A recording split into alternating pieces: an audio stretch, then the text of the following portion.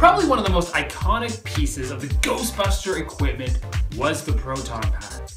Now, as I've mentioned in previous videos, I've been collecting different pieces of Ghostbuster props and costumes, as you can see, and for the most part, I've been getting into Matty Collector stuff. Some people have a little different methodology, how they like to do things, they like to build things themselves, they like to source the parts themselves. Some people like to purchase prop replicas, and in this case, the kind of toy replica aspect of things. And Matty has done a great job on the trap, the PKE meter, and they even did the ghost goggles, which I do not own, and I haven't decided whether I want them or not, but at this point in time, I don't have them. But one of the last pieces I have is the Neutrino wand.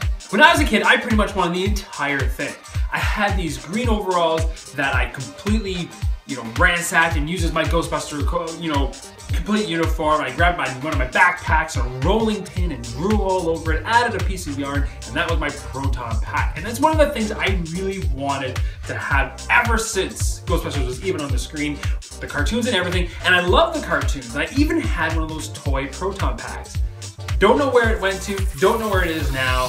Whoever has it, I hope is very happy. I was really, really excited when I heard that Mattel was doing all these different movie props. And as they came out with each successive release, I had my fingers crossed and crossed for a Proton Pack replica. Unfortunately, they have not made that. They haven't committed to make one, but they did make the one, which is kind of like, a nice second part of it. But honestly, at this point, having this makes my work a lot easier. And as I'm going to go through to make my actual Proton Pack using a kit, which will be in a future video as I make it, having this one makes a lot of work a lot, simpler, easier, but also gives me all those sound effects and everything. And I was really, really excited when this first came out. The videos were amazing, seeing the conventions, and actually having it is a lot of fun.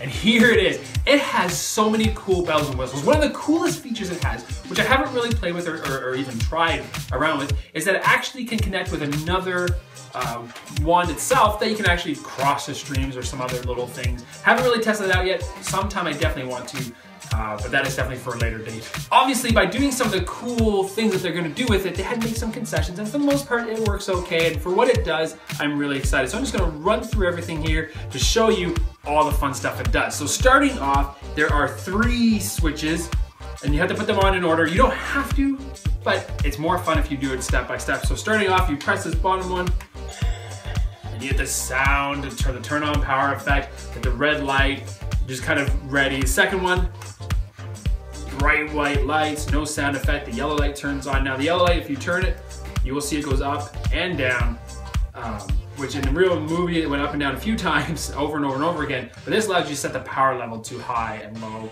for its own means. The last switch, which is aptly marked activate, turns on the whole thing with the whole sound effect. Bright light shining in the face, just like in the film. Pretty fun, pretty amazing. And then to activate it, you just press, oh wait, no you don't. You gotta hit the green switch to extend the front tip. And then you press the switch.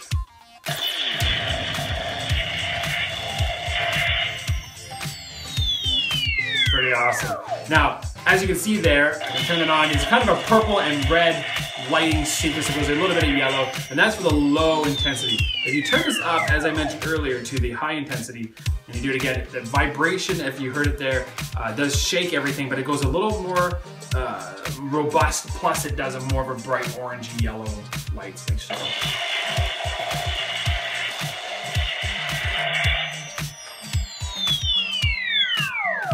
Love that sound. Again, to turn it off, you need to, you should always first hit the green switch to bring it down.